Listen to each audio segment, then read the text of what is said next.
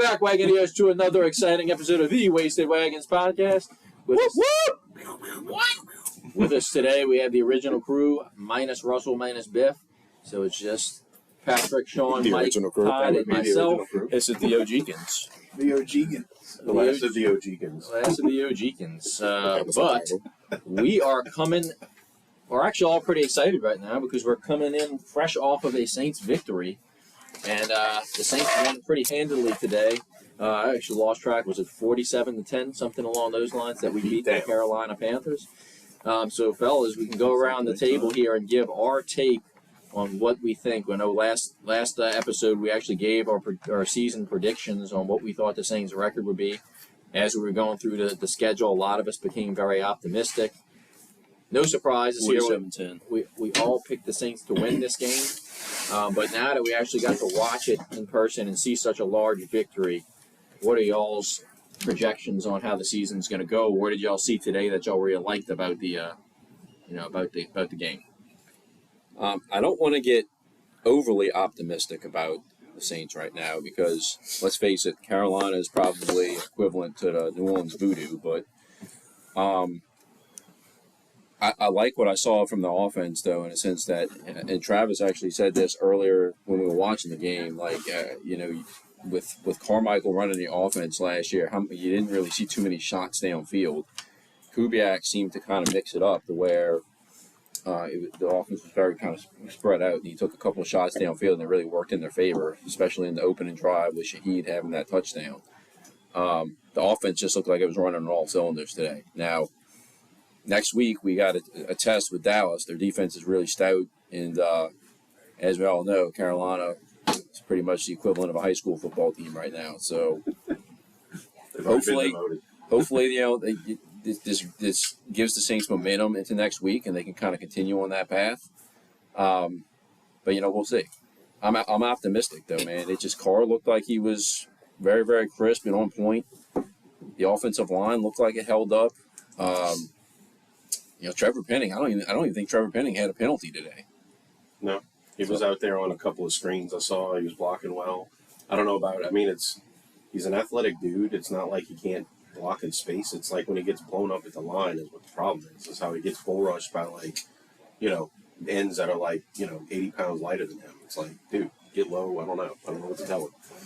But other than that, he's obviously a first-round pick for a reason. So I had obviously no concerns about the defense coming into the season. They looked great all preseason. Dennis Allen just, in my opinion, a really great defensive coordinator. So not shocked that the defense looked great all preseason and today. But I have to admit, I was really surprised with how the offense played. So I really enjoyed the game. It was a good game. We scored a lot, We got comfortable and getting out there and doing things we didn't do the last few seasons. But then I had to remind myself, I can't be too overly excited about it because the Panthers are probably the worst team in the fucking league. That's probably true. They're pretty much like the landfill of the NFL right now. And their quarterback, from what I saw today, it just wasn't happening. When you see, their whole team is made up of, has-beens, like Jadeveon Clowney, and, I'm sorry, Thielen's old. Well, I saw Shai Tuttle was actually starting for them. He was like a third-string defensive it's almost like their expansion team. It's like they picked up players off the trash heap to make the team up. So as much as I, really enjoyed the game and rooting for them and, everything else, I think next game is going to be way different. Way different. Hey, I hope we continue, but again, I think the Panthers are just, not the greatest team out there. Yeah, that's how the NFL is week to week. Yeah. So, I'm going to be honest with you. Even coming into this game, I knew Carolina sucked, but there was always that thought in the back of my mind, the Saints could really come in here and shit the bed. You don't know what the Saints can do. Yeah, they played it at competition, so. Yeah, that's true. Yeah, I think my biggest takeaway, again, we really had all of us, I think, at this table had high expectations for our defense heading into this. As a matter of fact, I even made a comment midway through the game. I couldn't even tell which cornerbacks really looked good because Bryce Young could not complete a pass. So, and they weren't even, it wasn't even balls that had to be well defended. So I looked at it and I was like, was like, man, I couldn't tell if Lattimore had a good game or Dabo had a good game, or I was really looking to see if Kool-Aid was going to have a good game. We had that pass, and that was just the Thielen that was just like way over his head and right into Howden's hands. So it was just like right. It was almost like you throw into Thielen or Howden. He threw 41 yards passing the first half of the game. But for the longest time, it was only 18, and then I think the last drive before halftime, he threw some more. Kool-Aid wasn't really in there, huh? No, they didn't put towards the end of the game. He was in there playing like a nickel position. But Alontae Taylor, they did these blitz packages with him blitzing as a nickel, and he 3 sacks, man. Yep. So I'm hoping they keep that play going because obviously it worked. You know, when they decided to blitz him off one of the edges and out playing corner and as a blitz, and he was able to pick up 3 sacks. It was pretty impressive to see. Another guy, I gave a lot of praise to him in the preseason. Chase Young, I mean, he was only really getting brought in. It looked like a lot on third down packages, but he was in the backfield the whole game. A lot of the times I think he was getting held, and we didn't get the calls go our way, but I guess we didn't really need him. But he looked really good, really crisp. On the offensive side of the ball, we were playing a very low-rate team, but I was really impressed, and I think it gives us hope moving forward that looked like, I mean, to be honest with you, the guy we're most high on in that offense would be, either Kamara or Chris Olave. Olave was relatively quiet today, but yeah, you could see that Carr had a lot of chemistry with his tight ends. He had a lot of chemistry with Shaheed. He had a lot of chemistry with the running backs. I think both Kamara and Williams looked really good today. So it's definitely a good sign moving forward to say, like, yes, we got Dallas next week, but to have our offense click like that makes me feel a lot more comfortable now than I did last week or 2 weeks ago when we did our last pod, and we automatically picked us to lose at Dallas. I'm the first one that has talked shit about Carr. And what was the Saints doing, getting him? But so is this making you think that maybe this was a Pete Carmichael thing and not necessarily a Derek Carr thing? 100%. And I mean, man, I got to give him props today. He was spot on. He really was. He was doing a really good job. When he ran the ball and he flexed in front of the DP. Yeah, but I did a great job. Not only that, I feel like, and I said this several points during the game when I was watching with Travis. I feel like all his throws were pretty much just spot on. They were just right where they needed to be. Yeah. And then the play where he ran and we actually had Eric McCoy get a personal foul on that play because they had defenders sitting on top of him and wouldn't get off of him, so McCoy had to throw him off. And I'm just sitting there like, how does McCoy get the penalty of that when you have these assholes just sitting on top of the guy? I think that's a stupid rule. That was pulling somebody off the pocket. It's like, okay, you're trying to defend your player. I mean, not like doing it violently and trying to hurt the other guy, but you're just trying to help your player. But, okay, let the giant dudes. Okay. So we're watching the Cleveland and Cowboys game right now, Browns versus Cowboys, and the Cowboys do look really good. Right now they're carrying a 33-10 lead right now. But again, I do think the way the Saints look today gives me a little more confidence than I had when we went through the schedule a couple weeks ago. We're definitely. I think we could be competitive against the Cowboys for sure. Whether we win or not, I don't know, but at least from what we saw today, it gives me hope that we could be competitive. We always play them close. I mean, I remember, like on the week after Thanksgiving one year, it was like 13-10. So we play them really tight. So, what do you consider competitive? Just, that we're not like score-wise. Panthers, Not 33-10. Not 47-10. Not 47-10 or 33-10. I think it. 13. What I mean is, it's going to be a closer game. And look, I'm a Mississippi State fan. I praise Dak all the time. I'll be the first. It's the first dog for the day. But I'll be. Stop it. I've written love letters to Dak on this pod before, but I'll be the first one to say that he has these games where he'll throw like 3 interceptions. And the Saints defense, as I said, pretty stout defense. Dak could have some trouble with our defense. Well, let's hope that they continue to not block Alontae Taylor. Because, on those sacks, it was just like, my dad was saying, like, your grandma could have sacked him because they were not blocking Alontae Taylor. He's just running around on the edge. One tackle to block 2 guys and a hip sack. That's my dog, everybody. Her name's Honey. She's Very cute. But she likes barking. Pat, do you have anything to add on that Saints win today? I'm probably the most stoic about the win. Like we did what we were supposed to do. We looked good on offense. We looked pretty good on defense. I think it's more an indictment on Carolina than it is a compliment to us. But we didn't do anything stupid. So I'll give the praise to the entire team for that. Nothing wild or weird or fluky happened. They were just clean on both sides of the ball. They handled their business. No one got injured, I think, other than did we have somebody? Willie Gay got injured. Yeah. Like, not bad, huh? He was, They brought him back to the locker room. I don't think he came back out. okay. But I mean, like I said, we expected to win this game. We did, especially at home. I think it's more about Carolina than us, but we did the right things today. So happy for the win, yes. Nothing was really over the moon to me other than them getting the ball to Shaheed and him being the playmaker that he was. Kamara getting some good looks in running lanes was good to see. Him probably being used hopefully a little bit more in the offense, I think, this year was a good thing to see.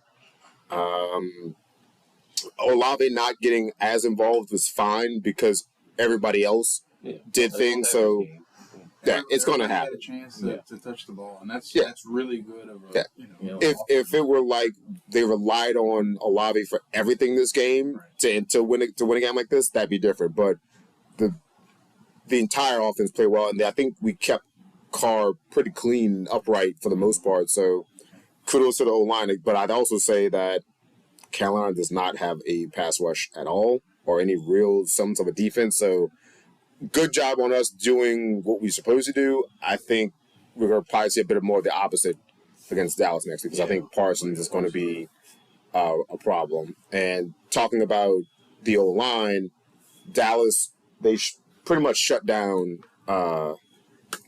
Cleveland here. Well, who's that? The player? I'm on a brain fart on his name. Cooper? The Myles Garrett. They didn't eliminate him from the game. Garrett still got into the backfield a little bit. He had a sack or two, but they kind of neutralized his real threat. Yeah, they say he's not really a factor in this game. Yeah, so it'll be interesting to see what they do schematically to slow him down or try to take him out the game. And just from a physical player standpoint, can they hold up to his rush? Yeah. I think offensively, we can probably score a little bit and keep it the game because, but I don't know about what we're going to do defensive. That's my concern is more on the defense. It was nice to see Shaheed used as a true number 2, as he should be, in that position. But then also the tight ends actually being healthy and stepping up and doing their role and hopefully, possibly, eliminating us all being worried all offseason about a third receiver or depth at receiver. If these two clowns can step up and be consistent, Morrow and Juwan Johnson, then maybe we don't need a third receiver. Yeah, because Cedric Wilson was invisible outside of his missed punt. Right, yeah. When he muffed that punt, it was like, oh, yeah, I forgot he was on the team. Well, I just saw, I was wondering why A.T. Perry was inactive because, again, the dude was a preseason star just like he was last season. I just read that he actually had a hand injury, which is why he was inactive. Oh, really? Okay. And Willie Gay actually had a back injury before the game started, so I'm wondering if he maybe reactivated during the game. Precautionary. I think that they said the same thing about Lattimore. They said they pulled him out because he wasn't 100%. So they didn't need him anymore. Yeah. But look, one thing I'm going to say, even Lattimore's case, I think Paulson Adebo, it just looks really gone. I think Adebo could be a Pro Bowler this year. He looked good today. I didn't really hear his name much. I know he was out there, but still. Not that just saying that we didn't need him that much. I guess it was Levante Taylor was stealing the show with all the freaking sacks. Which no Saints DB has ever had 3 sacks in history. So undeniably though, this team this year, at least this one game that we saw today, you could definitely notice they're more explosive than any of the other games that we've played. Yeah, it was nice to see with this regime, So it was good to see. Yeah, and look, I'm going to piggyback off of Chris Olave having a slow game, and it's I think it to me was more exciting just to kind of see Shaheed and have a big game, and a couple of the tight ends have big games because Olave's is coming. So our big question was, can these other guys get going? So now if we can piece it all together where everybody gets going, that's going to be awesome. I think my biggest takeaway from the Carolina side of the ball is I think we all expected Bryce Young to take a little bit of a step forward, and he just didn't really look like he had it. I don't know if he's, if that's a credit to our defense or if he's just not that He good. still looks like a deer in headlights. So. Yeah. I think his O-line is horrendous, and they're doing. He's not helping himself, but they're doing nothing really to help him. They don't have the playmakers on offense to get separation to help make plays or get open for him. His best receiver is however old Adam Thielen is. You have Deontay Johnson, yes, but he was a real non-factor I in don't think Deontay Johnson caught the ball until the third quarter. That guy would get their rookie caught a couple of passes. I mean, I guess he had problems with. I don't know. Yeah. Yeah, their O-line is a long way from the Jordan Gross days, that's for sure. I mean, they couldn't run the ball. They couldn't pass protect. They couldn't give him time to throw. He made some really poor decisions at quarterback. He had some bad throws as well. A few receiver drops, but they just couldn't put anything together because they just don't have the talent on the line at the skill position at all to really do anything. The fact that they pulled him, I know that there was, kind of no chance that they would come back from that deficit. Mm-hmm. But the fact that they pulled Bryce Young and put Andy Dalton, and that just shows that they don't have the confidence. I think that's more. And they're trying to just, I know they don't want to get him hurt. And I think it was pretty much just that. But still, I mean, you saw enough from the game. Yeah. They could have pulled him in like the middle of the third quarter. True. The game there was nothing he was going to do in that game. Let that help. But still, it gives him the reps that he needs. Like I look at it in that perspective. I agree. Gives him the reps. Gives him maybe he gets a little bit more confident using trash time, Mhm. kind of like he did right before the half. I don't know. It could be 6 of one, half dozen of the other. Again, I would have preferred for at least I would have thought they would have wanted to protect him and just keep him like, hey, this nothing coming out of this game. We can get better reps maybe in practice and avoid you getting hurt than just in the game. But I understand your side. I see your side too. He didn't play at all in preseason, did he? Bryce Young? I don't think. Yeah. He didn't play very much. That's pretty sad, considering some of these other teams with the young guys, even like Derek Carr playing, that they don't want to put him in there and get him some, get him in game shape. Same with Deshaun Watson. He didn't play at all in preseason. But, of course, he's got nagging injuries or something. It's like, okay, whatever. Maybe you should go see a masseuse for that. Mm-hmm. He was getting massaged. He was getting massaged ready for the season, for him to lose 33-17. I'm glad he didn't score that last touchdown, the garbage touchdown, and Ford got it. But I love the fact that they put the Browns as a -2.5 favorite in this game. I'm like, what in the Browns last season did you see offensively that made you think they were going to be able to keep up with a pretty good Cowboys offense? Like, there's no shot. Like, their defense was good, yes. But their defense was on the field. Defense, Well, the Browns' defense was on the field way too much. They didn't have an answer for CeeDee Lamb, who was their only real threat the Cowboys had, other than Brandon Cooks for a few passes and touchdown he caught.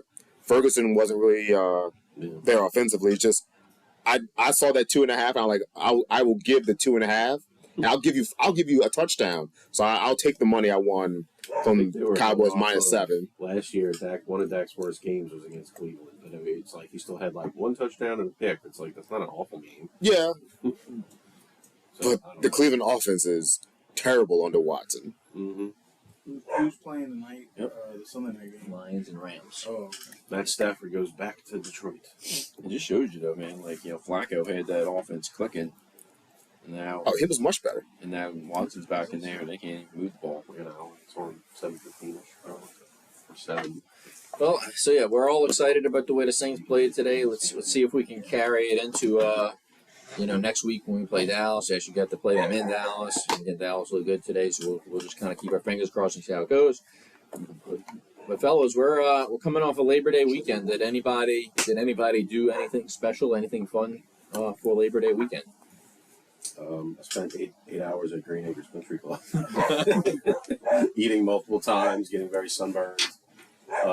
Playing A little sun today. Yeah, they had games. I didn't win the cannonball contest. I don't know how, but because I had some cheers when I came out the water. But hey, It's rigged. yeah. And then balloon toss for the kids, for the adults. We did it too, and they did some watermelon relay thing where you put a watermelon in the pool and you have to like carry it and swim to the other side, and then the other person swims, whatever. So we're like, okay. Sounds like a blast. At first, everybody was like, wait, they're not going to start tossing watermelons. And they're like, no, it was a full relay thing. But, yeah, it was a nice day in the sun. I mean, my child got sunburned pretty bad, too. But, yeah, you're out there for that long. It's going to bound to happen. So. I went with the fam to eat at Texas Roadhouse. All right, Mike's fave. On the way. On the wank, and then Did you get an extra side of ranch with your salad? no, man, I like Thousand Island. I do too. That was an inside joke. Anyway, I like blue cheese. but then on the ride back home, we got to see the bridge, the Crescent City Connection, or GM, whatever they call it nowadays. The new lights. The new lights. That was pretty cool. Well, it was almost like the Christmas lights you'd see in like Lafayette Park Just or like Christmas then, Christmas in the Oaks. except way more dangerous. Was that the dog or an air horn that we It just heard? sounded like an arrow. Maybe that was their call to go inside. Joe Mixon. Thankfully. Joe Mixon had 159 yards today. But did he punch a woman in the face? I know. He ain't going to McDonald's yet. So. I went to Gulf Shores on Labor Day. I left on Friday, and we spent Friday, Saturday, Sunday, Monday there. I left probably early afternoon. I'd say early evening, really, on Monday morning or Monday evening, early Monday evening. But Jessica's family every couple of years back in the summer would rent what they call the Big House, and it's right next to a place that me and Travis used to go every summer with our parents called Gulf Shores Plantation. But it's a 3-story house, has a nice pool and a little boardwalk that leads right to the beach. It's fun because, like I said, it's a nice pool. And all we do is drink. We go hunt crabs at night, which the kids love, and I thoroughly enjoy as well. And me and Grayson were actually competing on who caught the most big crabs. Y'all got some big ass crabs. Yeah. Too. Yeah, Grayson and I were the ones competing to catch the big ones. I guess my only real issue with it is I would have liked to have gone to like Big Beach Brewing because it was basically right on the other side of the highway from where we were staying. But we didn't leave the house at all, so we were in the pool or on the beach. That was pretty much it. Either way, it's a good time. It's nice, it's relaxing. Get a lot of drinking done, catching crabs at night on the beach.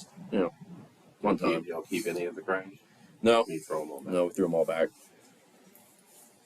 These are fiddler crabs, or we're talking about like lake type crabs, like What is a fiddler crab? the little White sand ones? Yeah. Yeah, we caught those, and we caught the big ass And ones. the big- Yeah, let me see if I can find a picture. No, I didn't see it online. I didn't know ones like that you caught. The only kind we've ever caught are little white ones that dig themselves in the sand, and you see little feelers sticking Some out. of the white ones were fairly big too, though. Y'all hit, Those son of a bitches are fast, though. Crabs look like you were boiling them. Those are the ones. So basically, those are the ones me and Grayson were trying to catch.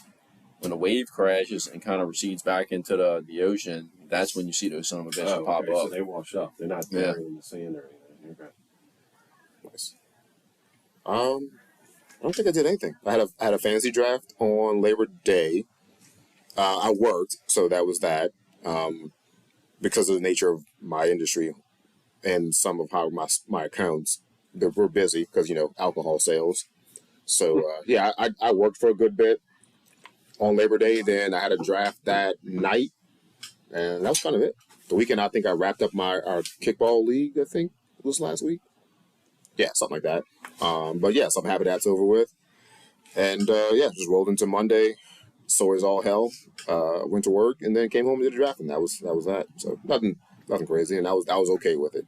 I bought some bourbon I probably shouldn't have, and I'm gonna work my way through that the next coming month or two.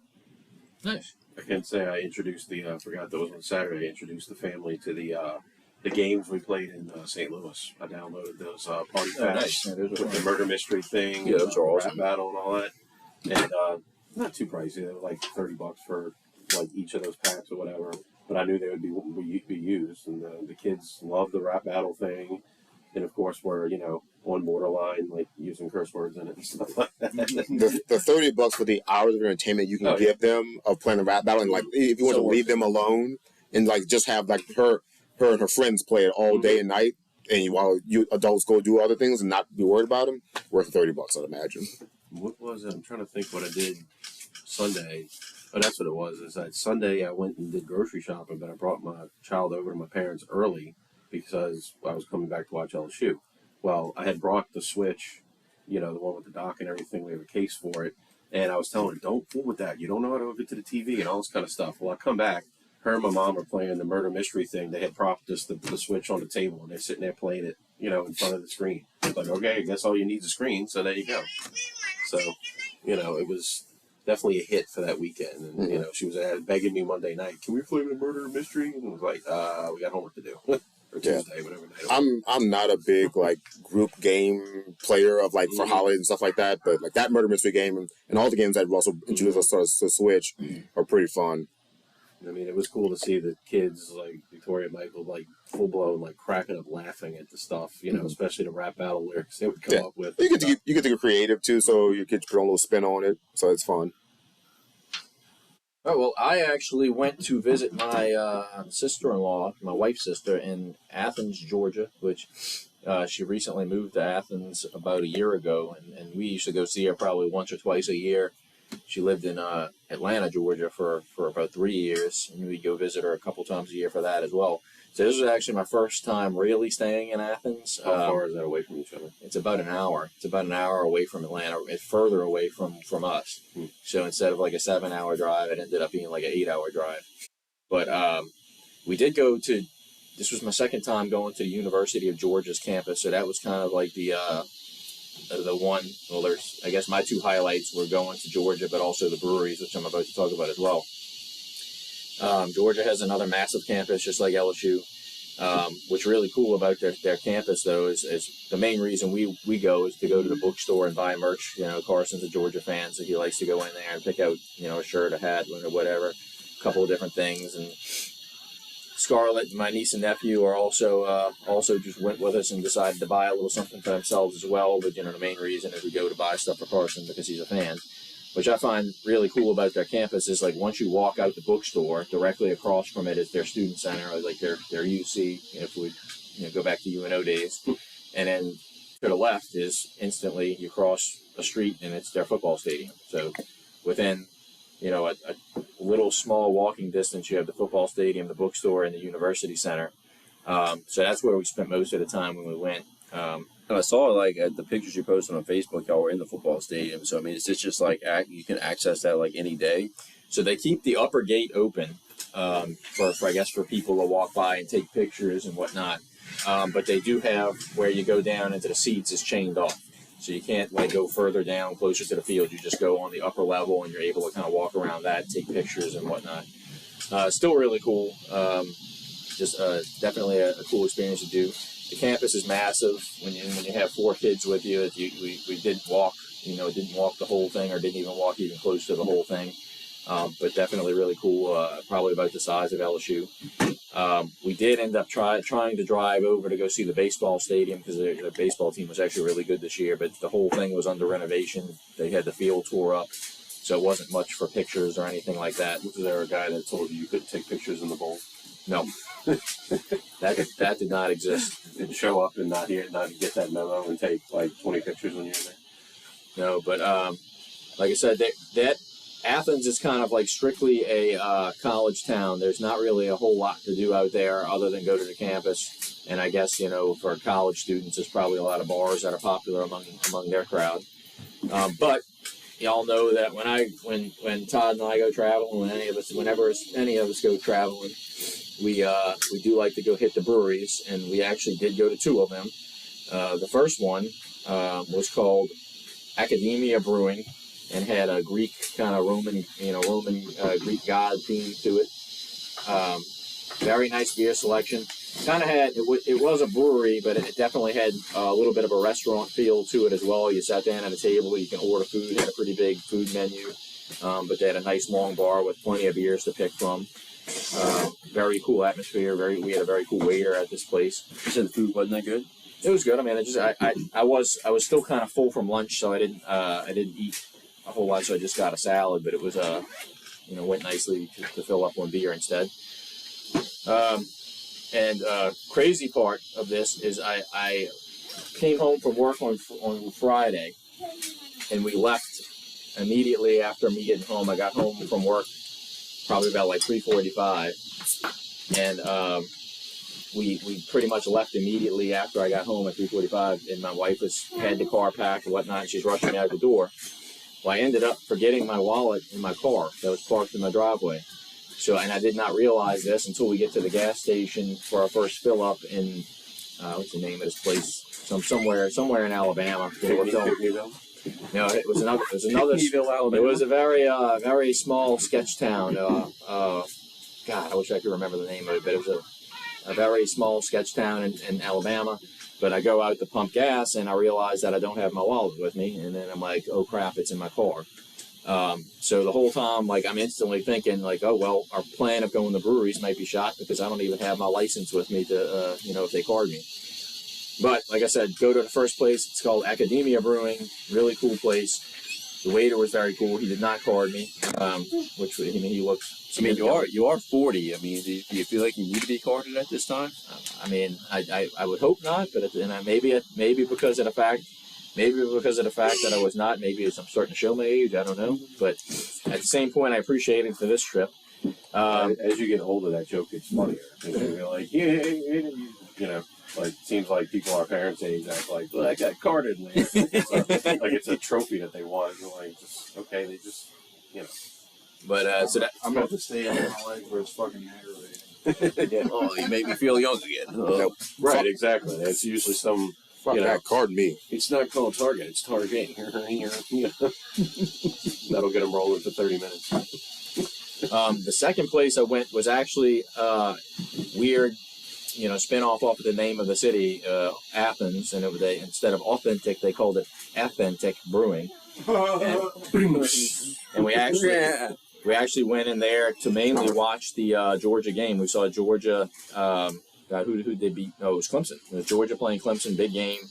But Georgia ended up kind of pulling away from it pretty quickly. And nice atmosphere that we got to go watch a game with the Georgia locals. Authentic didn't have. It was a very IPA heavy brewery, so the ones that they did have that I like, it kind of stuck to those. And it was a porter and a Czech lager. A Czech Pilsner and a porter were the two that I mainly stuck with. And then the to-go packs were all IPAs, which kind of was frustrating as well. So authentic, good atmosphere, good place to try. But if I gave the slight edge, I'd go to Academia Brewing. Other than that, there really wasn't a whole lot to do. We really just kind of chilled at my sister-in-law's house, got to let the kids hang out with their cousins. We went to Chuck E. Cheese one day, which I absolutely loathed. But we did talk about this on a previous episode where Chuck E. Cheese is getting rid of the animatronics, and that to me, that's a huge bummer. And I walk in, this is the first time I've been to Chuck E. Cheese in years, and I walk in there and realize there is no animatronics. It's just strictly games. They do have the guy come out in Chuck E. costume still, but other than that, it seems much more lame than when we were. You gotta get a Freddy Fazbear's Pizza if you want to see animatronics. Yeah. They come to life and murder you. I mean, I think we can all agree that Showbiz Pizza was the greatest. Was the biz. So The I think this is a good place to kind of add in on what's everybody drinking today, because I am drinking one of the beers from Academia Brewing, and it was their Helles Lager, which I didn't actually get this one while I was at the brewery. Heather did. She really liked it, so she ended up getting a to-go pack of it. I didn't, like I said, I didn't get it at the, I was actually, our waiter was a really cool, kind of a hippie guy, looked probably in his like early 20s or so. And I was basically going off of all of his suggestions. So I was going off all of his suggestions. So I didn't try the Helles Lager, but Heather ended up really liking it and decided to bring a 6-pack of it back to my sister-in-law's house. And I ended up having a few of them myself. So I decided to bring the last one here for this purpose. But it's a very good beer. It's called Academia Lake Oconee Lager, and it's a Helles Lager, and it's really good. So that is what I am drinking tonight. So I figured that was a good part to do what's everybody drinking tonight. I'll go next because I'm drinking probably one of the most underrated beers on the planet, and it's Moosehead Canadian Lager, straight imported from Canada. Oh, Moosehead, eh? And let me tell you one thing I really love about Moosehead. Yeah, we go, my wife and I go to Disney World quite a bit. And when you go to Epcot and visit the World Showcase, Canada is one of the countries that's in the World Showcase. It could be last that you visit or first that you visit, depending on which direction you go. Moosehead is on tap at Canada, and it's probably the beer I look most forward to getting while I'm in Disney World in Epcot. So thank you, Epcot, for serving Moosehead Canadian Lager, and thank you, Moosehead Canadian Lager, for just being as good as you are. Where did you buy it? This is at Rouse's. Rouse's on Power. Nice. Okay. And Rouse's on Power, I love you because or it's Rouse's in general, because you had the best beer selection. I'm done. I'll go next, considering I'm drinking nothing at the moment. Moosehead's got. I do want to go get a water if I can get a water from your establishment, Mike. Thank you. But I was drinking earlier. I don't know why my parents decided to pull this out at the end of the Saints game. But they're like, "Oh, we have spritzers." I'm like, "Okay." So they come out with these ready-to-drink, the Spritz sparkling aperitifs. I picked this one over the orange. This was the elderflower and lemon. And it says it's 6% premium vodka and elderflower liqueur with certified colors. I don't know what that's supposed to be, but like as opposed to fake colors, I don't know. But that It doesn't have yellow number 5. Probably doesn't have artificial coloring in it. So right. I'm guessing. But it's 6% alcohol, and I was like, "Oh, this is pretty good." And they're like, "Oh, you're forgetting the best part." And then they bring out the Montenegro liqueur that they said they tried one of these on their trip or something. It says Bologna, Italy on it, and that's the mixer with it. That's what gave it this dark color. And I was like, "Okay, that's good too." I drink that by itself. I drink that by itself. Mix it together. Okay. It's cold. It's You refreshing. mix it together, it's a party. Exactly. It makes it this nice dark color because the spritzer itself was like a lightish blue color. And was like, okay, awesome. I'll knock these back. Nice and cold on ice. So that's what I had a couple of those before I came over. I was a little slight buzz going. But, I don't need to drink too heavily right now. Speaking of drinking heavily, I drank heavily last night. My wife had her 20-year high school reunion. It was at Loft 18, and I got a little out of control with my drinking. So, therefore, I am not drinking tonight.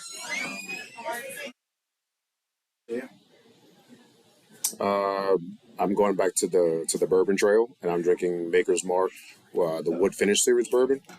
Nothing too crazy. Okay.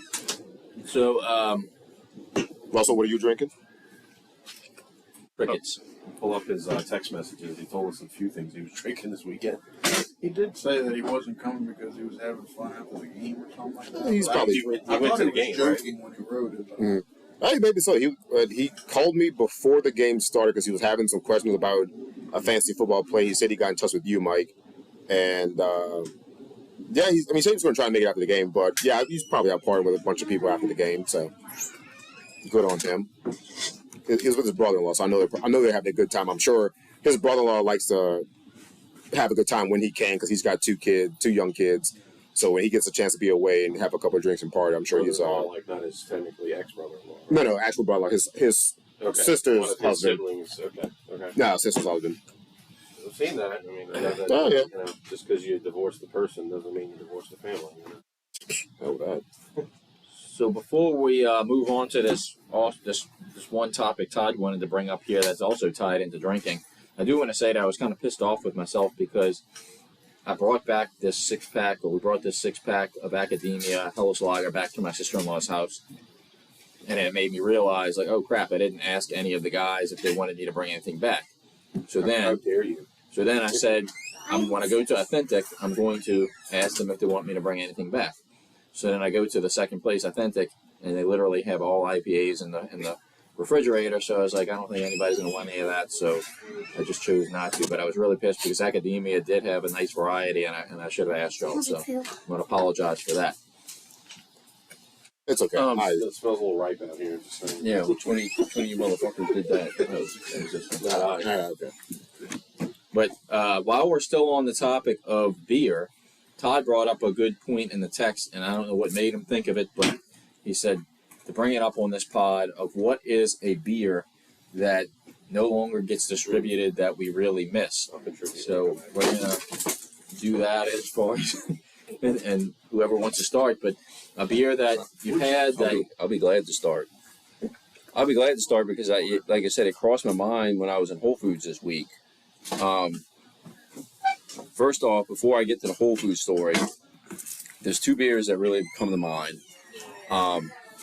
One beer I first tried on draft at Tulane Baseball Stadium. What's the name of the baseball stadium? The Ullman is the football stadium. What's the name of the baseball stadium? Turchin Field. I first hit it on tap there, and ever since I saw it, I mean, the tap handle obviously was really cool itself. It was made by Nozzle. It was called Green Wave Beer or Green Wave Lager. I can't remember the name exactly, but it came in a cool can, green can with the angry wave on it, and it was actually brewed with hints of banana peel. So you kind of got that banana peel aftertaste after you took a sip. And, you know, I just went to the Tulane, the season opener of Tulane against Southeastern Louisiana, where Tulane absolutely railroaded them. But, of course, it's just not the same when I go to Ullman Stadium and they don't have that beer on tap. And that, of course, is the Nola Tulane Green Wave beer. That beer was so good, I think I even had it when we listed our local top 5. It was either my number 1 or 2. But it's one of those beers that every now and then I'm just like, man, I'm really craving that. I wish I had it. And, of course, being at a Tulane game, that was probably the thing I looked most forward to getting while I was there, was I'm going to go get me that Tulane Green Wave beer while I was at tap. They didn't have it. But they don't make it anymore. And I think all colleges have kind of stopped making, I think all the local breweries have stopped making the college beers. And I don't know if it's, one too. yeah, like Second Line doesn't make the privateer ale anymore. So I don't know if it's something that, like, that colleges, the NCAA didn't want to associate colleges with alcohol or something like that. I think Tin Roof still makes the Bayou Bengal, if I'm not mistaken, but maybe I'm wrong. But that beer was so good, and it's just not the same when I go to Ullman or Turchin, and it's just not on tap. I'll a Bud Light can for a second and watch that. But the main reason, go ahead. Go ahead. No, I think they're still doing like associations with alcohols because some of our suppliers are like the official vodka of LSU Athletics. There's another that's the official rum of LSU Athletics. It might just be that beer being with the 2 local teams that are that died. Like I said, I think Tin Roof still does the Bayou Bengal, so LSU probably still has those affiliations, and maybe some of the smaller colleges don't. You know.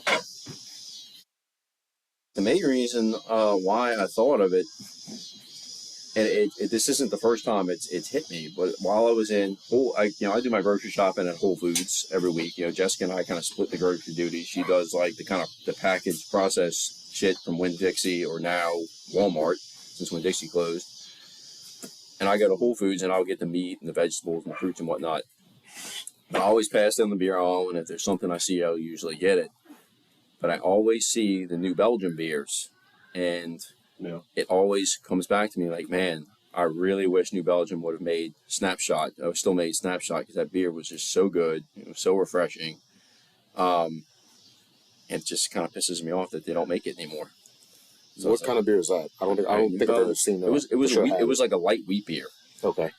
And it was just one of those beers. It was a perfect summer beer, kind of like we've had that at the first episode we ever did. We said pilot episode where we said, "What is your favorite crawfish beer?" And of course, I did Urban South Line Cucumber Goza because crawfish and that beer just mix. God.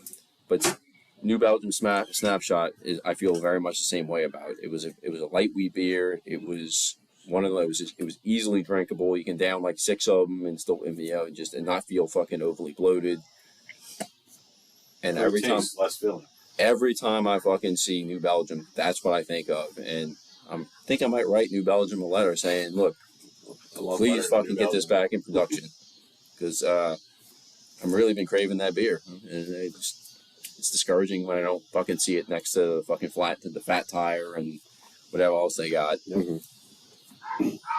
Mine would be, of course, the Covington strawberry. Yep. It used to be. I mean, I've been drinking it since lagers and bulldog days. Even my parents, I'd even go eat with them at Liuz's, and they had the frosty mugs, and that was because the same people that owned the bulldog and all that. They would have Heinebrau strawberry on tap and get that in a big ass frosty mug at Liuz's. Mm-hmm. That was like my food. I wouldn't even want food. It was like, just give me 3 to eat. Yep.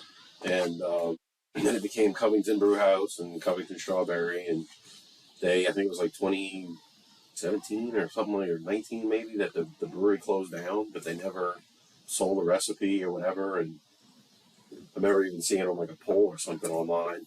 It was like, if you wanted us to come, like one of our beers, like they even had that. It was something like, it was on their Facebook page. If you wanted one of our beers to come back, and it was like 59% voted for Covington Strawberry, and everything else was all fractions of percents, And yeah, so I missed that one. It was definitely a go-to that I always had stocked in the fridge.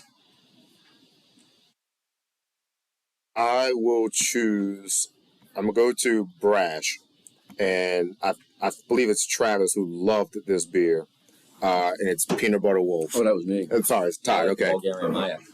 Yeah, the Bulgarian Miak. I think that was Brash as well, I believe. But yeah, Peanut Butter Wolf was an incredible beer. It had so much peanut butter flavor, but without being over the top. It still tasted like beer, but it had a good play and mix of like peanut butter flavoring to it. Strong beer, 9% too. I love that beer. So they don't make that anymore? It's seasonal, so but I haven't seen it in a long time. Now, granted, they've been closed for a little while, for a year or two, while they were kind of going under new ownership and management and whatnot.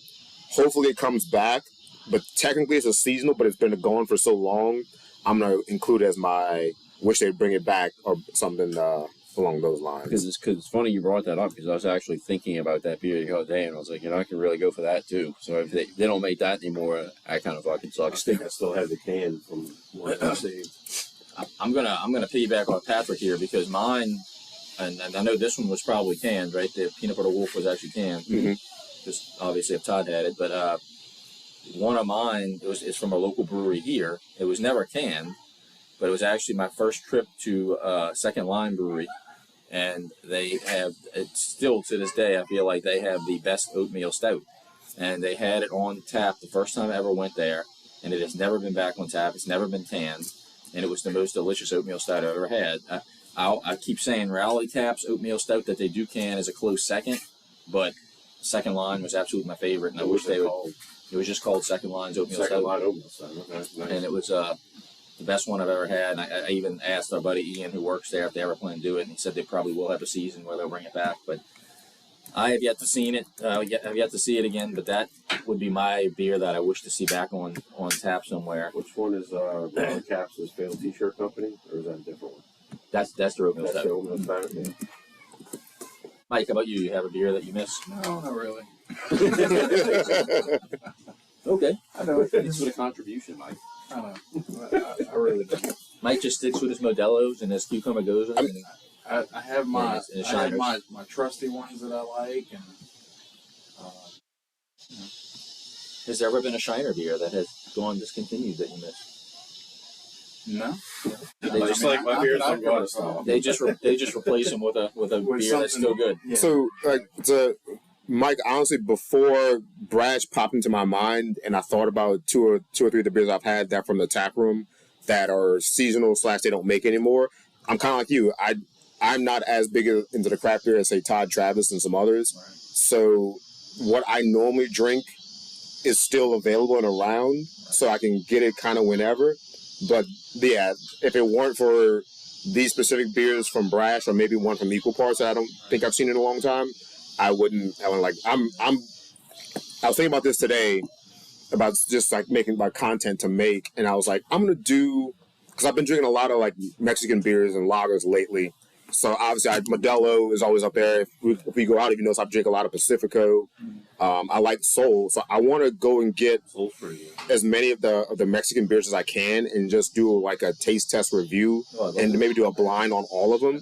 So just get like a 4-pack or whatever of them, enough for everybody. Until Cinco de Mayo to do that? No, like I'm thinking this is probably before the year's over with. No, like next week. I mean, yeah, it could be next recording. That would be a good idea. Look, Shiner has a Mexican. Port Orleans has their Mexican. Mm-hmm. Of course, you could do Dos Equis. I mean, they got a bunch of them. Yeah, I think I saw a list of probably Well, Vita's, is that 6 or Vita? 7. Yeah. All the time, like Mexican beers, like you have Pacifico, you have Modelo, you have Sol. There's Estrella, Jalisco's one, but I don't see that too much of anywhere. The Dos Equis, like you mentioned. But yeah, I think there's like 6 or 7 beers you could do in like do a blind taste test with, because I think I know Pacifico has been my Mexican beer of choice lately. It overtook Modelo by a little bit. I'd still, if I buy a 6-pack or a cans for home, I'd probably buy more Modelos than anything. But going out in public into a bar, I'm probably going to drink Pacifico. I like that idea. I mean, we could make pretty much a whole episode just doing that. I mean, I like that. I like that idea. That'd be pretty cool. Russell has to be present for that one. Yeah. And Ross. And I think, I mean, it's not my choice, of things to eat with it, but I'm sure it would be popular. Chips and salsa to go along with the Mexican Chips and pumpkin spice. And we can have a box of pumpkin spice cookies next to it. But they have to be from Trader Joe's. There you go. Speaking of that, bring the my, pumpkin spice coffee high protein smoothie Delicious. it's back. Probably for the next 3 It's months. it's available again. Gotta grab it. I bought a bottle of rum chata pumpkin spice last week. Nice. Ooh. Okay, bring that. Should I make the eggnog? Or should I just save it for the Halloween party? No, Please save it. No, you can save it. We're getting carried away with it. So. All right. Was it not good, Patrick? Your nog was delicious. By the way, I also throw out last Labor Day, I had rum chata pineapple cream. It was really good. Oh, yeah, we I have. bet that's good. Just poured it over ice and sipped it. It was freaking awesome. Sounds good. All right. Well, since Mike doesn't have one he wants to throw out there, we'll go ahead and move on. The next thing I have on. Does that not exist anymore? No. But ice. What about Bud Ice? Does that That exist? does. It's only in convenience store fridges. And buying them in giant tall boys and paper. Yeah. They exist in a 6-pack, and you got to get the tall boy. It has to come in a brown paper bag. So moving on from beer, we over the past 2 weeks we've had a couple of celebrity deaths that I want to make mention of. Both of these kind of hit me a little hard in 2 different ways. The first one from longtime WWF WCW legend Psycho Sid Vicious, passed away. Sid Beauty. He had a long battle, I believe. I believe he had stomach cancer. Had a long battle with it. That was kind of under wraps. I had no idea he had cancer, but his family broke the news, and it went kind of viral after that. If we go back in time to our top 5 wrestlers, Sid was in my top 5. He had to be either 3 or 4 on my list. So yeah, definitely that was one where I was like, oh man, that's a big piece of my childhood right there. And it's a shame because I think a lot of Sid's like career accomplishments often get overlooked because I think one of the biggest moments of his career, of course, was when he jumped off the top rope and snapped his leg. So I think a lot of his career achievements often get overlooked because that's what he kind of went viral for. Jumping You mean off that the wasn't rope and fake? I breaking his thought leg. wrestling was fake. No, he really broke his leg. But As a matter of fact, the first time we watched that video of Sid's break was probably at Let's Break in I think it was at Sean's Sean's house. I was Yeah. supposed to say the I think it was like, underneath Sean's napster magic border. of the video, and it's had like death metal behind it or something of its leg snapping in half, and then you see its foot come up and it's all bent. Stuck in that wrestling boot. But I mean, again, he was a top 5er for me. I had multiple action figures of him on my shelf in my man cave. My favorite rendition of him was when he was just known as Sid Vicious, and he was part of the WCW 4 Horsemen with Ric Flair and Arn Anderson. And Barry Windham was the 4th one. He actually wore blue, right? He wore mostly like a black singlet. Okay. I thought he wore blue at one time. That was That's in what the- Sid Justice. Sid Justice, yeah. Yeah. Okay.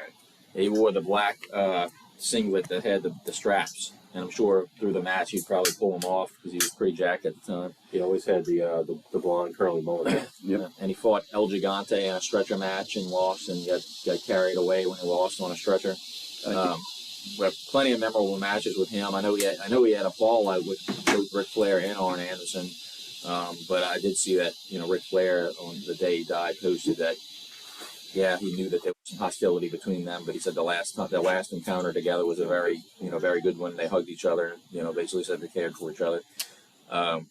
So that was the first one, and I know it may have not impacted Joel like it impacted me, just because he was a top 5 favorite wrestler. One more Sid story. So I remember Travis used to, like, we used to avidly watch WWE back in like the 8th and 9th grade during the Attitude Era. And Sid had kind of disappeared from WWE for a while. We used to call this hotline that, believe it or not, Brandon Lanza told us about. Oh wow!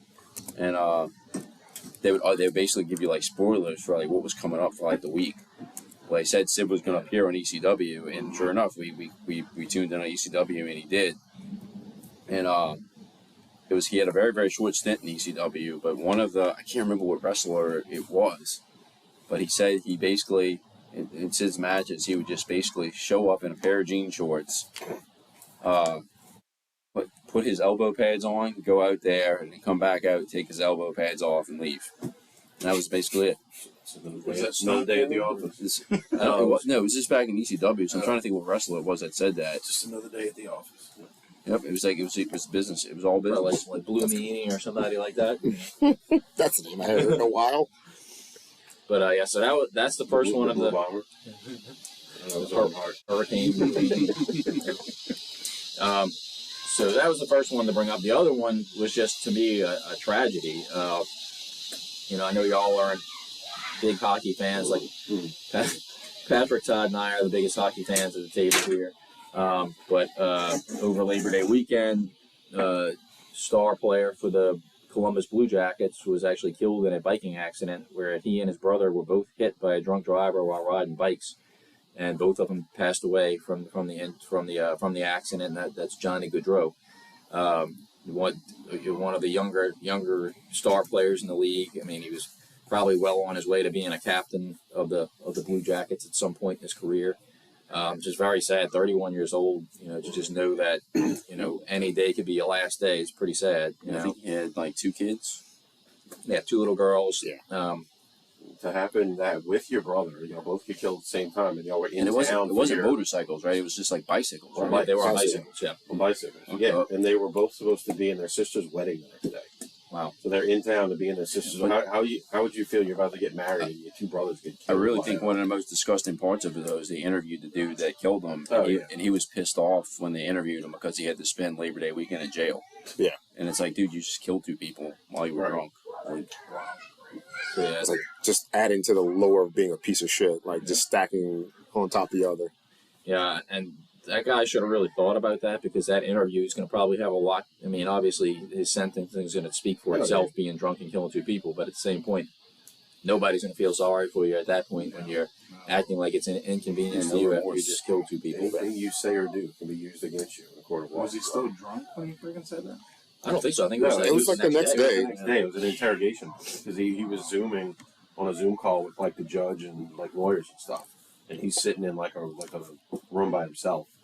And when he's asking the question of like, wait, so I'm going to be in here until whatever Thursday, and he's just like, he sits back in it like this, puts his hands behind his head, like, oh heavens no. Yeah, like how inconvenience. I got to be here till Thursday. Well, hey bud. Like you could have been dead. Well, yeah. That's pretty shitty. Yeah. So that's my second celebrity death that I wanted to bring up. Much more tragic, even though I know a long battle with cancer is not anything to be cherished either. But at the same point, to have your life taken away by a bad decision of somebody else at 31 years old is pretty shitty. Yeah.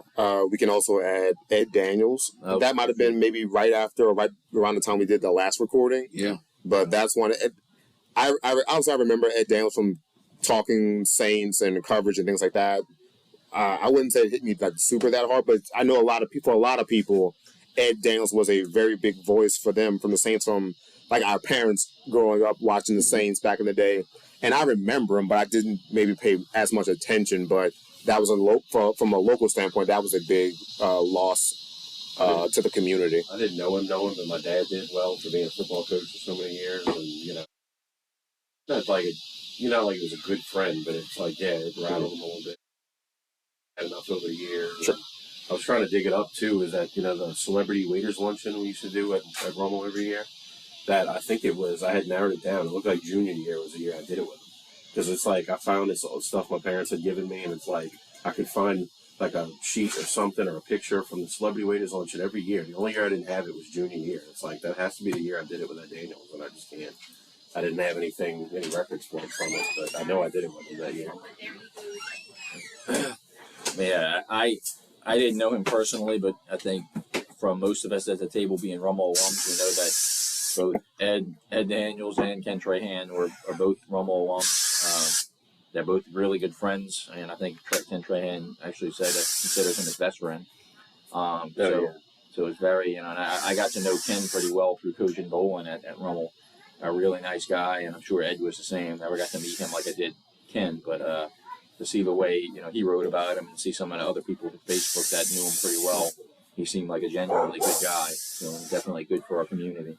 Yeah, I think watching some of the former players and coaches talk about him was a big thing. Like I said, obviously we didn't know him. Some of us never really spoke to him, but the way some fans or like writers and players and coaches spoke about him, he meant a lot to them. He sounds like he treated everyone with like kind of like respect and like super nice. He was a genuinely nice man who didn't really say anything bad about Saints players unless it was just him doing his job and he had to. The only time I met him was, like I said, it's like my dad knew him that well, but when I'd see him, like when I was at Rummel, times like that, he'd be like, "Oh, hey, Sean, how you doing?" It's like he knew me right away. He knew who I was. I'm like, wow. Okay. Yeah, I never met him in person, but obviously 4 of us at the table are Rummel grads. He was a big personality at Rummel. He's a Rummel alumni. He would speak I'm sure he was a guest at the celebrity luncheons, but he also, I think he spoke at 1 or 2 of our like pep rallies or like masses or something while we were there. So obviously it kind of hits us, I guess, in the Rummel community, I guess. If anything, he was only like 66, 67. But that's way too young nowadays. But I do want to say I thought it was cool that Schlereth and who's the guy that was with him today, broadcasting the game, gave him a shout out on Fox News today. Right, on national TV. Fox. I thought that was really cool. Yeah, I forget who was. No, it wasn't Harlan. I can't remember who they were doing it with. But yeah, Schlereth was somebody for that. Speaking along the lines of celebrity deaths, did any of y'all see the new Steve A. McNair documentary that dropped on Netflix? I have not watched it, and so a podcast I listened to, they were giving their review of that documentary and some of the other untold documentaries, which if you remember we talking about the Florida documentary that they did. Yeah, you didn't really learn a whole lot. I thought that one was trash. So what I'm gathering is that all of them are not really like good or really insightful. They're just retelling a story that you have already heard, and you're not really learning anything new. And that's kind of like the sad part of the series. That I think when they first started, they were doing a lot of really good storytelling and you're learning some new things. They're just retelling a story, but there's no new real information on it. Yep, I can definitely jump in on that one because like I thought Malice in the Palace was great. I thought who was the one? Crimes and Penalties was probably one of my favorite documentaries I've ever seen. But I'd never heard that story before, so I thought it was fucking phenomenal. And of course, which one was that about? It's about like a mob boss named Jimmy Galante who's buys a minor league hockey team for his son who loves hockey, and his son like basically runs the team. And basically the whole premise of it is they're basically like a team of goons, like beating the shit out of people. So they bring all the fans, like they were selling out the arena they were at because the fans were so entertained by what the product they put in the ice. What was the name of the team? I forgot. Crimes and Penalties. Dansbury Trashers. Dansbury Trashers. And actually, the tank tops that we got, like of like the San Jose Sharks and the Sea Wolves and whatnot, they make the Danbury Trashers. Not the Danbury hat trick that we saw play the Sea Wolves. Yeah, they probably reformed after that. They hired some bruisers there. So the Manti Te'o one I felt was really good. But then when I watched the Swamp Kings one, I was very disappointed, and I was pretty disappointed in the Air McNair one because it was only 58 minutes, so it was really short. It was 48 minutes. It was really short. And in the last 9 minutes, they bring this private investigator in, and I'm like, wait a minute, I paused it. I'm like, how many minutes we have left? Because I didn't remember being that long. And I paused it. It's like 9 minutes. They bring this fucking guy in saying that all the evidence that the Nashville Police Department got was false, and he's starting to give his rebuttal on why they did things the wrong way. And I'm like, so is this guy trying to say that this chick did not kill Steve McNair? I mean, I'm confused. Like, I thought it was like a cut and dry murder-suicide. So look, I'll piggyback on what both you and Patrick said. Like, this one, it brings in something new that you didn't know, but it doesn't tie up any loose ends, so it just leaves you with a friggin' cliffhanger. So basically, like Todd said, the whole thing up until the last 10 minutes or so is accusing, this Indian girl of killing Steve McNair. And then there was a lot of evidence leaning that way. Well, then they introduced She was Iranian. They introduced this It's Persian. They introduced this private investigator with 10 minutes left, and he basically debunks everything that the Nashville police says. And then a lot of what this guy was saying was making sense. But then it's kind of like, well, where did all of your evidence go? Like, where did it accuse? Because the girl actually purchased the gun that killed Steve McNair from a convicted felon. And then she made a phone call. She had already had the gun in her possession, but she had made a phone call to this felon right before McNair died. So there's speculation that maybe she hired this guy to kill Steve McNair, but that was never approached by the Nashville PD. They just blamed it on this girl and called it a closed case. So it left you with kind of a cliffhanger, and I don't know where it is today, if they're planning to ever tie that up or what, but that was the negative side of it. And like I said, it just kind of abruptly ends, and you're like, what the hell, I was disappointed in it. I did watch another one like the very next day. Cause Camden will actually sit and watch sports documentaries with me. He loves anything sports. So I was like, let me see what other ones we have on here. And I was planning on watching the Joey Chestnut Kobayashi one. But then I'm flipping through them and I see the Armando Galarraga one titled 28 Outs. And I'm like, oh shit, I want to watch this one. So I started watching it and he's like instantly intrigued. And dude, I have to say, like, I mean, obviously already knowing the story, the premise of this one is that there is a school, I can't even remember the school, I never heard of this college, that actually submits a report to Rob Manfred and the MLB to try and get the call reversed so that he can be added to the list in the Hall of Fame. Yeah. In the record books or whatever. And it ends up, of course, not getting overturned, but I have to say, Armando Galarraga has just handled this thing like a complete class act, because it was clearly, he clearly had the perfect game. The guy, the runner, it was actually the Indians, Travis's Indians, that it happened against, and even the dude who made that final out, I can't remember his name. It was a shortstop. Yeah, it escapes me too. I think Gordon was his last name, but he even said like, "Dude, I was out by like a mile," and But Armando Galarraga like really handled the whole thing like a class act, And then of course the next day when they get the scorecard, Joyce, and he's tearing up, and he knows he made the wrong call. Mm-hmm. And I feel sorry for that guy because yes, he fucked the call up, and yes, of course you're going to be angry with him at first, but I mean to receive death threats.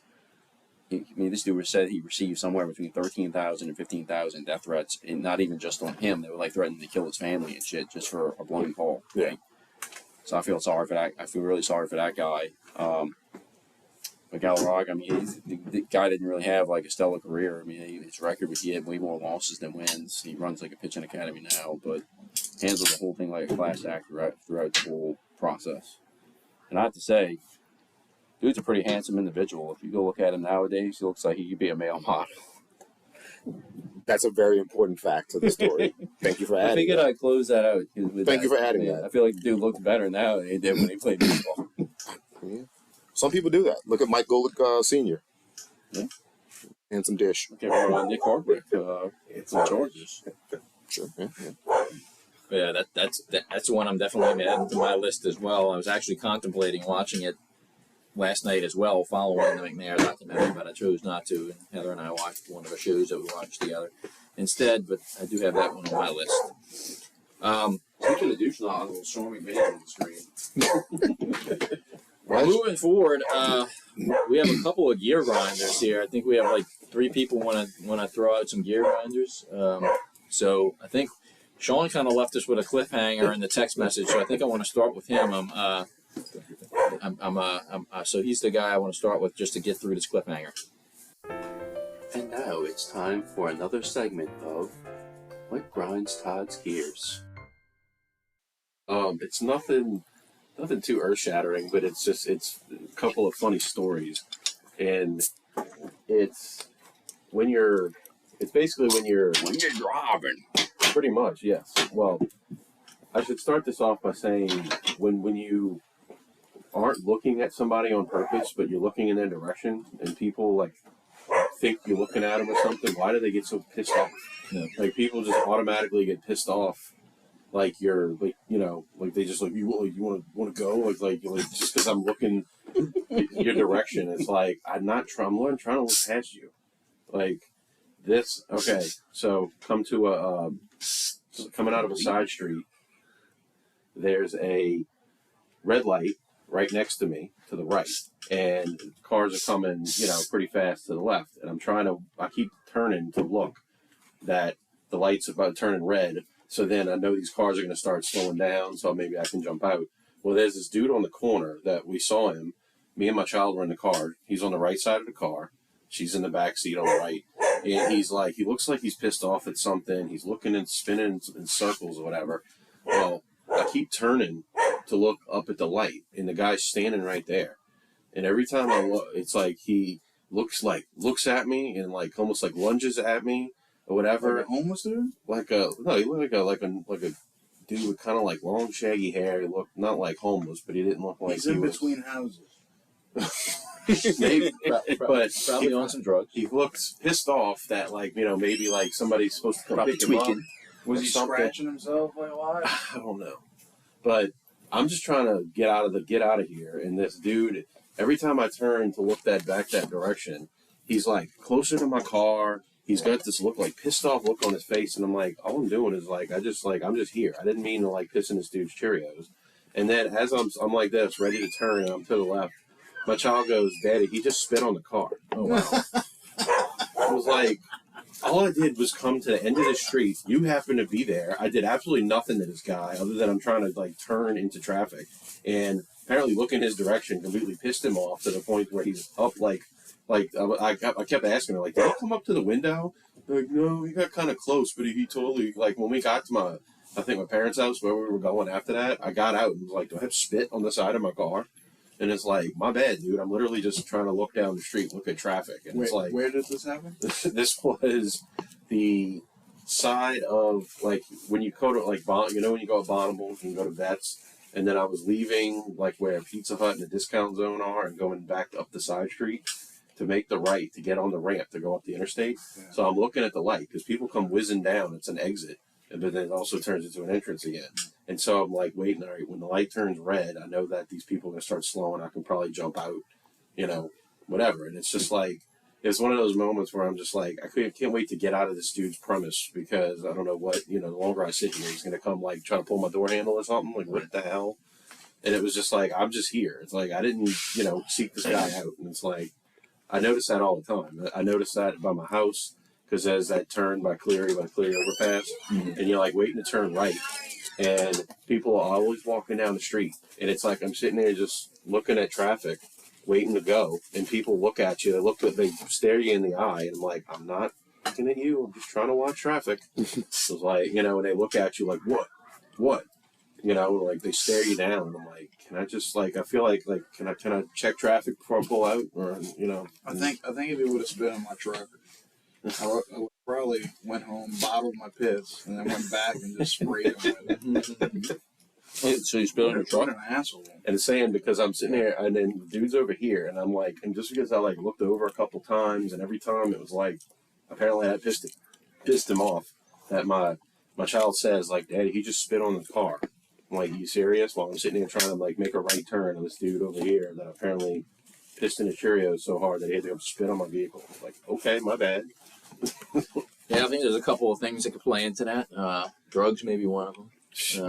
You think? we also live in a world where it seems like everybody's offended by everything. So I think those two things probably both play into it. Did you have a no? I can't say. Road rage is high these days. Oh yeah. Can't say. But this guy was a pedestrian. Huh? Yeah, he was just a dude standing on the corner. I think he maybe had a backpack on. It looked like he was looking, waiting for a ride to pick him up, or somebody dropped him off. What area were you in? So he wasn't even trying to cross the street. It was a block off of Bonneville by the service road, to merge, to go take that right and then get up on the interstate. Can y'all cover y'all's food real quick?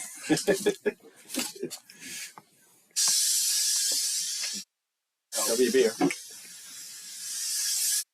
Turn my phone over. It's a fogger. It's an off fogger, but it's safe for pets and children. So What about ingesting? You got drinking in your beer. it'll be fine. Too late. But the other part two of that was that in my parking garage at work, it's like some days I'm later than others, whatever, I'm rushing, whatever, and I get out my car, I'm over where my backpack I always put on in the passenger seat, whatever. I'm around that side of the car, and my door's open. There's enough room between me and the car next to me to have the door open, and I start tucking my shirt in and whatever, and I'm ready to get my backpack or whatever, and the car window next to me rolls down, and this dude's like, can you do that somewhere else? And I was like, I'm sorry, I didn't know you were in your car with your, I wanted to say with your insanely possible tinted windows to see through. I was supposed to know the dude was there. Mm-hmm. You're lucky I didn't start just digging in my nose and doing shit in your window. It looked like a mirror. What were you doing? You just unpacking your car? I was tucking my shirt in real quick, and I was going to get my backpack and just go into work. Mm-hmm. And just me doing that, this dude, I had no fucking clue that he was in his car in the driver's seat right there while I'm on the passenger side. And I just do that real quick, and he rolls his window down and tells me something. It's like, I didn't know you were there. Sorry. You should have jerked it after that. Yep, you should have pulled your wang out and said, It's like, on this. I wanted to say, if you didn't have, extremely illegal tinted windows, I would have known you were right there, and I probably would not have done that. But I'm sorry, I didn't see you there. My bad. I didn't mean to, Well, the fact that he has extremely tinted windows right there should tell you he's an Nozzle. Whoa.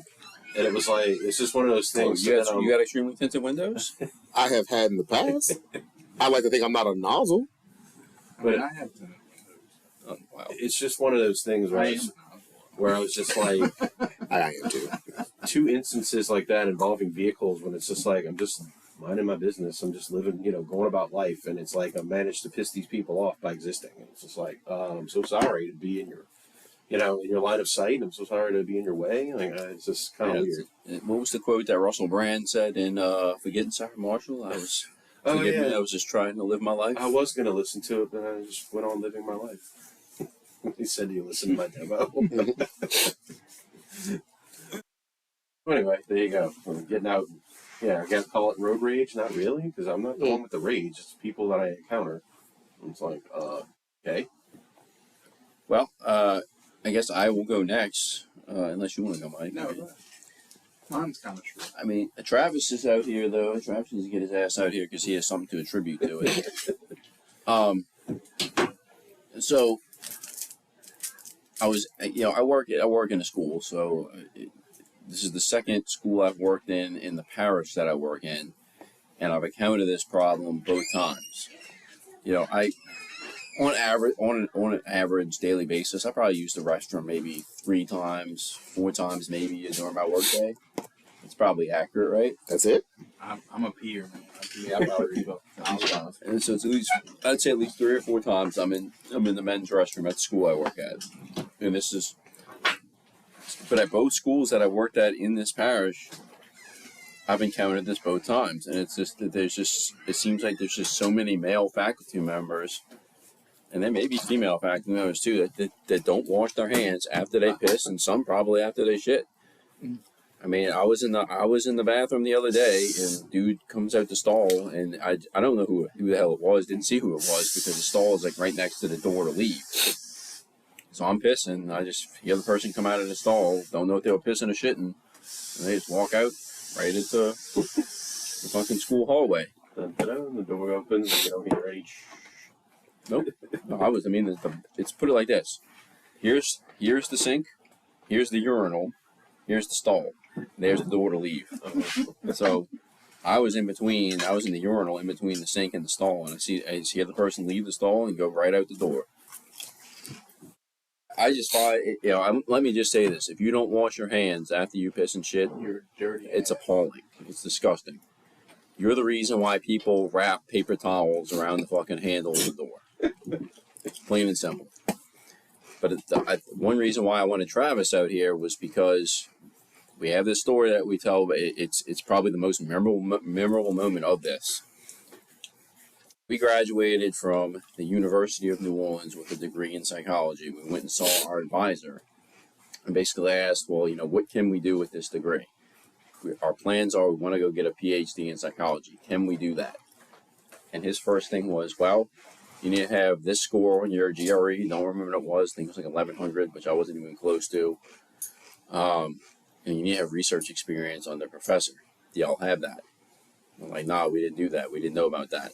So he's like, oh, well, you could sell real estate. or you could try the counseling department. So we ended up kind of going in that direction. Probably about a week, maybe two later, we're in the restroom in the psychology building. And this dude's in there, our advisor's in there, and he's peeing in the stall. And he comes up and asks us, "Hey, did y'all talk to any professors about like research experience?" All right, nah, man, we didn't do that yet. We took your advice and went to the counseling department, like you gave us. He's like, all right, cool, man. Zips his pants up, just walks out. He's like, you are a college professor, teaching at a university, highly educated, and you just fucking walked out of the bathroom after you took a piss and didn't wash your hands. That is like this the most. It just sticks out in my memory because like, man, this is a well-educated man just walking out of the fucking bathroom, not washing his hands. Probably gonna go eat a sandwich right now at his desk. I don't know, man. Is it okay if you don't have any shit on your hands when you're done? I'm totally kidding. If you don't wash your hands after you shit, that's a fucking mental problem. I know a guy, not me. I know a guy that washes his hands before he pisses. Yeah, and then he zips up and walks out. Oh, doesn't wash after? No. What is his own junk? Because he doesn't want his own junk getting dirty, but he's okay spreading his own junk. His junk germs elsewhere. all over the freaking place. Weird. And it's like, man, that's nasty. And it's like, you wear a mask, but I'm not going to wear a mask for COVID. It's crazy. Like, you see people out in, like, public places, like, just walk in, do their business, and walk out. And it's like, you don't know what someone else has come in and done, and then you do it, and you just left whatever on your hands. It blows my mind. Like, in public, I've seen multiple people, probably at least twice, 3 times a week. I've seen someone come out of the stall and like they were taking a shit and just walk straight out the door. And I'm like, you are the worst of the worst. Like, look, I can understand. Mike's guilty of it. The fingers slipped through the toilet paper, went up his butthole, and he ate a sandwich out of it. The poo thing I cannot understand. The pee thing I can understand. The mentality of saying, "Oh, well, all I did was just touch my skin, and I didn't get pee on my hands. Why do I?" But the point of it is that is a great opportunity to wash your hands because you probably very unlikely wash your hands, any time before that, and you have germs already on your hands, so that's a great time to wash. So whether you get pee on your hands or you're touching your junk or whatever, it does not matter. You still need to wash them. People don't realize how much, especially using a urinal, how much it splashes back. Oh, absolutely, too. Well, think about how much fucking poo particles are in a public bathroom. Like they tell you, like I think there was a thing people were talking about how if you go to flush the toilet, you should put the seat down or the lid down when you flush because that stops the fucking poo particles from getting back up into the air. It's a real fucking thing. That's why they tell you like about people like using like the automatic hand blower to dry your hands. You're just recircling air that's in the. It's probably blowing germs right back on your hands. Oh shit! And like I'm partially making a joke about it, but I'm pretty sure if you do some research, there's probably some truth to. Yeah, like there are fecal matter particles in the air from just general use of a bathroom that are circulating around, and you're just walking in, doing your thing, and then walking out. So that's how I got pink eye. Yeah, but you got to be bare-assed. Yeah, I agree. It's pretty pretty fucking nasty. I think we all agree on that one. Mike, do you have a gear grinder for yourself here? Yes, I do. So my little dog, y'all heard her bark earlier. She's she's about to turn 1 year old here pretty soon in September. And she, just like many dogs, really gets excited every time like I come home or Jamie or the kids come home. She gets super excited and she starts running into the door and just barking. And, it's a show sometimes. And so about 2 days ago, I came home. I came from doing some errands. I went to the store, bought some things. So I was walking in the house with my hands full. And so she comes to the door, she's barking, blah, blah, blah, blah. And I go to walk in, well, my hand's full, I couldn't shut the door quick enough, and she runs out the house. And she's done this like maybe 2 or 3 times before. And so I dropped all my shit and started running after her. So I'm running after her, I'm yelling, the kids are getting shoes on, they're starting to run, everything else. Well, I turned the corner over here on my side street. Bless you. I turned the corner right here on the side street, and they have this, I guess, he lives in the neighborhood. It's a guy walking his dog. Well, his dog, I don't know what breed it is, but it was like a big dog. It was a big dog. And I'm like, okay. So, Honey, my dog, proceeds to go up to the guy's dog and just starts barking. Never makes contact with the dog. Like, she's like this big. This other dog is huge. And the guy freaks out, and he starts yelling at me, saying, "Hey, sir, please get your dog." And I'm running towards my dog, yelling at my dog, and I felt like saying, "What the fuck do you think I'm doing?" So it kind of got me a little ticked off. And what was he worried about? Your little dog coming up and doing something to him and his big dog? Exactly. Or was he worried about his big dog hurting your little dog? Exactly. No. He was worried that my dog was going to hurt his dog,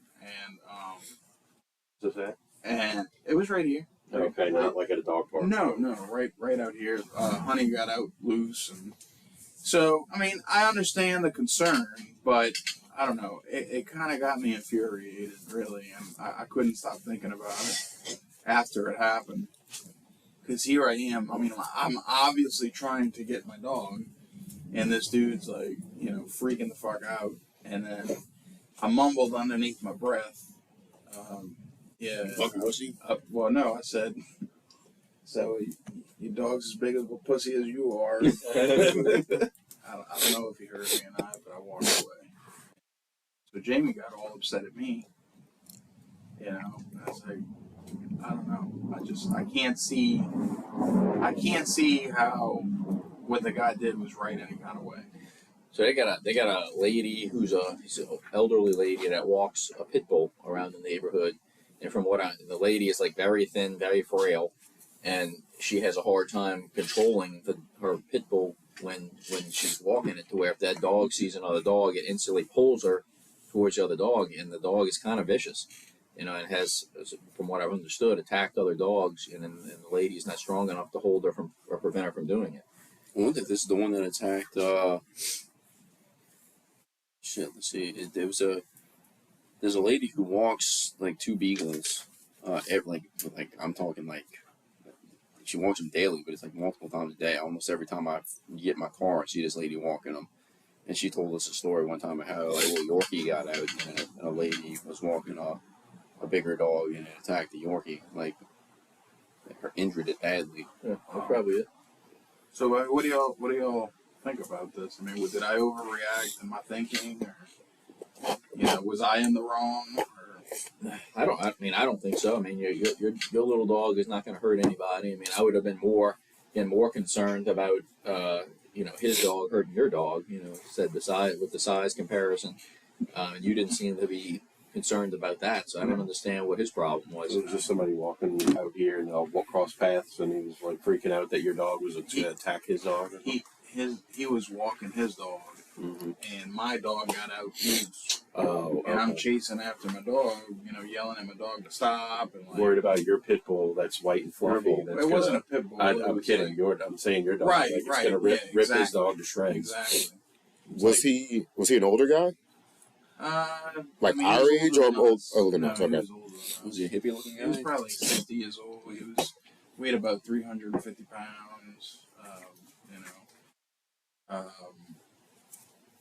Very, nerdy looking. I don't know. I asked because like was attending a Bernie Sanders rally. I asked because like you see some like older people are probably way more paranoid about things and life in general. So for older people, so maybe because he's like if you were like 70s, I could not that I justify or can give him any kind of pass on his reaction, but I could see an older person. The guy was older, but not that old. Yeah.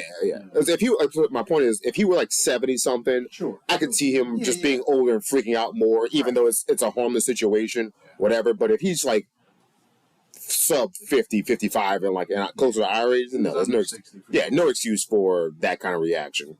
Again, your dog is tiny. Like I've shot bigger turds than the size of your dog. There's nothing like menacing about your dog, and same Honey. Like no dog named Honey is like he's going to be a threat to anyone. Honey's going to rip you to shreds. And at no time did Honey get even remotely close. Mhm. Like it was from here to that barbecue pit. And this question does not really matter to the situation. Was his dog on a leash? Yes.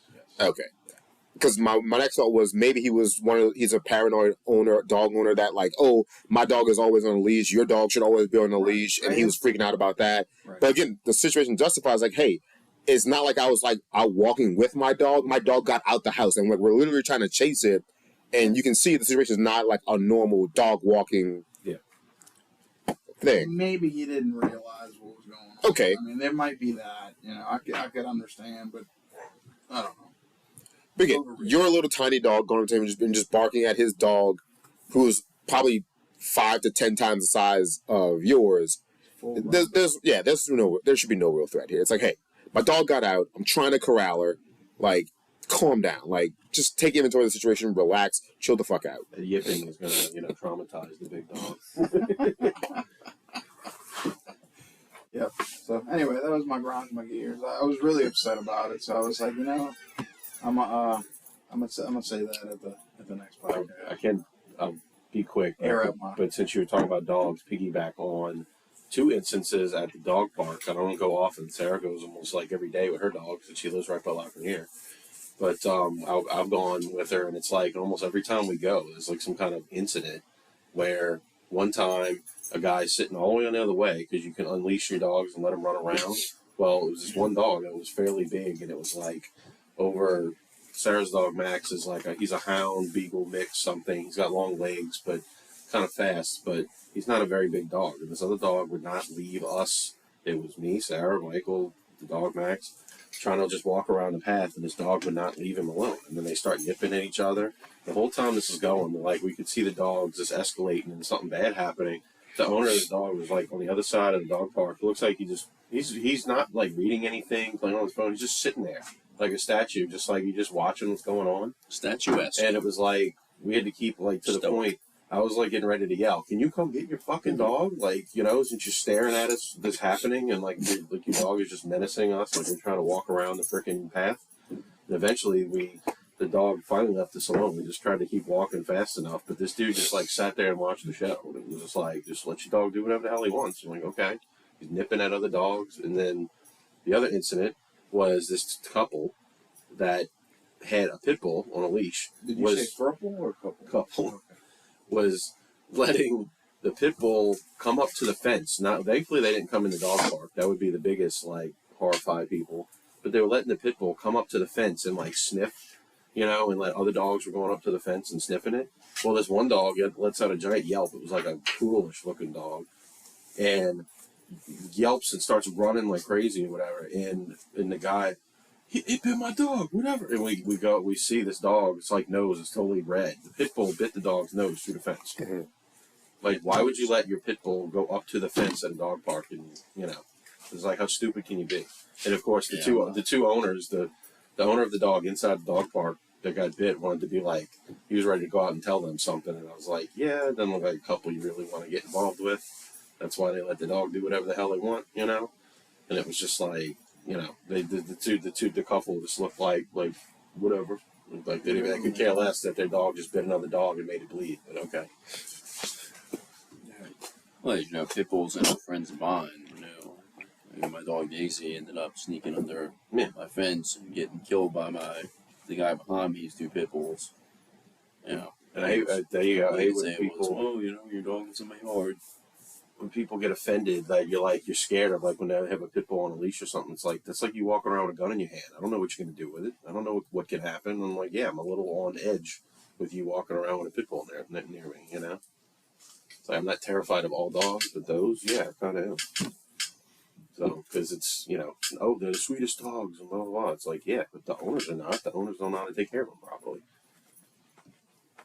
And those are the same people that have kids. And their kids go out and, vandalize and, steal and all the rest of the stuff. And they don't control their own fucking kids. You just can't trust them.